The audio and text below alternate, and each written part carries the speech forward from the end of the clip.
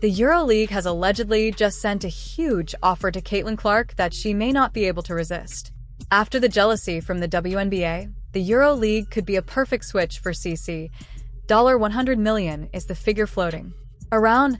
She's getting paid $74,000 from the Indiana Fevers at the minute and $28 million from Nike over. For years, Caitlin could be the highest paid women's basketball player if she accepts. And look at what the NBA became. Even when Jordan was ascending and the league clearly saw that that was the dude, and Nike was marketing the living hell out of Michael Jordan. I want to be like Mike. It was still Bird and Magic. The WNBA without Caitlin will fall to crumbs, left with 0 star players. Sponsorships will put out of long-term deals and will leave WNBA players flying Spirit Airlines from private jets they have been crying for all season long to Spirit. To know that the highest paid WNBA player last season made $300,000. $300,000, the highest. But not only to make more than that, you're going to make the most money that any woman has ever made in the WNBA.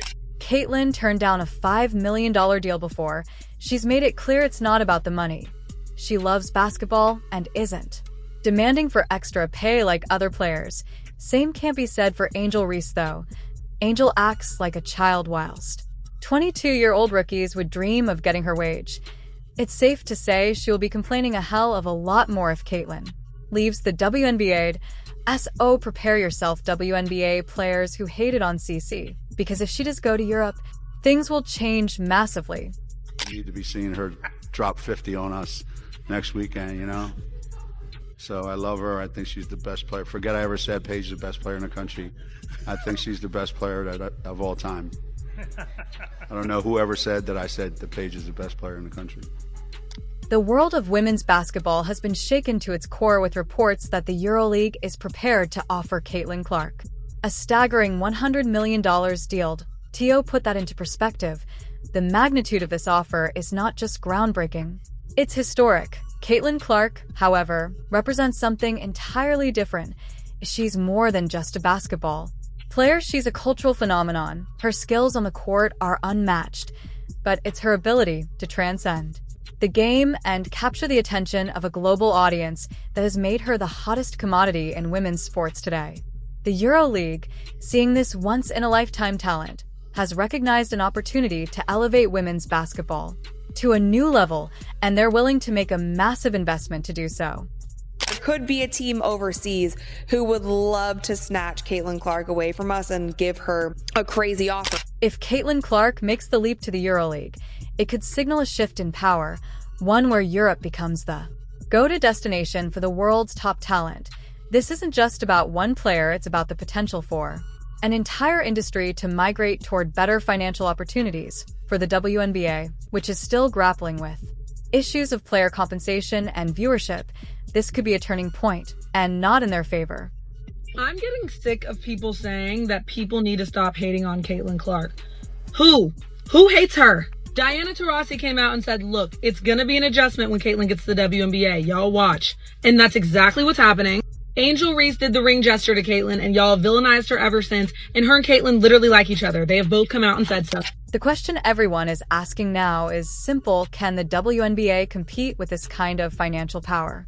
If the league cannot match, or at least come close to the EuroLeague's offer, they may have no choice but to watch as Caitlin Clark leaves for greener pastures, and if she goes, what happens to the WNBA's future, its fan base, and its sponsorship deals. This isn't just a basketball deal, it's a potential game changer for the WNBA. Has been riding high on the wave of excitement and attention that Caitlin has brought to the league.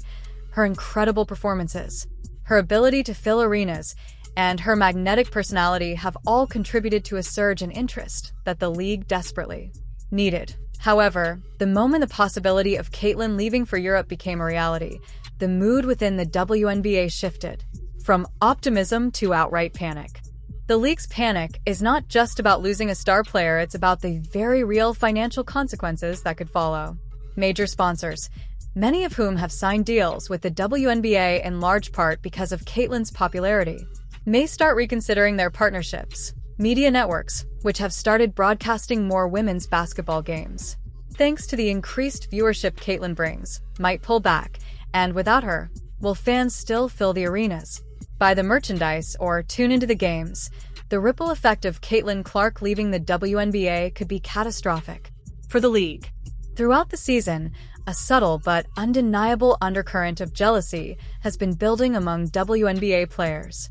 It's not hard to see why. Caitlin Clark, who is still early in her professional career, has become the face of the league, overshadowing many of the established stars who have been grinding for years. For players like Angel Reese and Aya Wilson, both incredibly talented in their own right, watching Caitlin receive all the attention, accolades, and now a massive offer from Europe has been frustrating. Angel Reese, in particular, has been vocal about her dissatisfaction. Known for her outspoken nature, Reese hasn't held back when discussing the WNBA's pay structure, pointing out that her salary doesn't even cover her rent. It's a jarring statement, especially considering the level of skill and dedication it takes to compete at the highest level of women's basketball. Clark is the first player in WNBA history to lead the league in assists and three-pointers made, and she has now scored the most points by a guard in a single season in WNBA history. As a rookie, also the first person in history to lead the league in assists and being top 10 in points. I don't think y'all understand how difficult that is. While Caitlin Clark's meteoric rise has captivated the sports world, players like Reese and Wilson have felt sidelined. They believe they've put in the work and contributed significantly to the growth of the WNBA, but they haven't received the same level of global attention.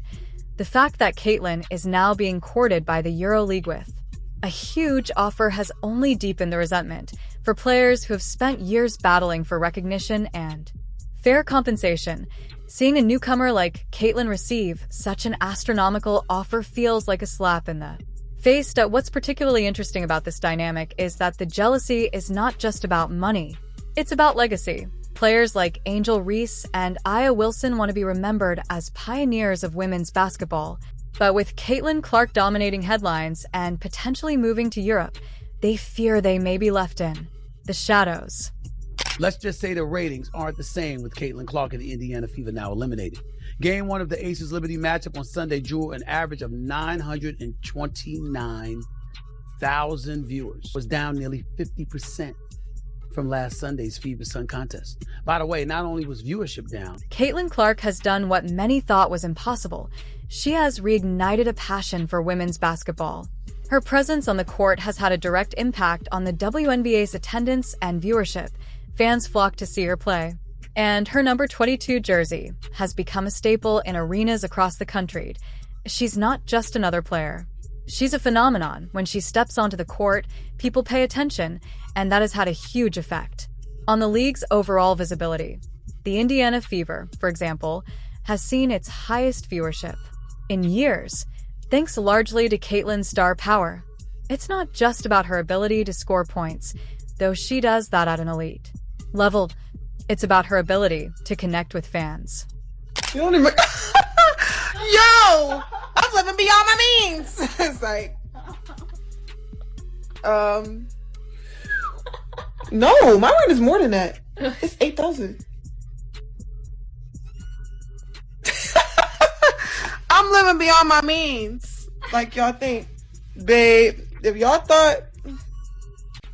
It's like... Let me stop.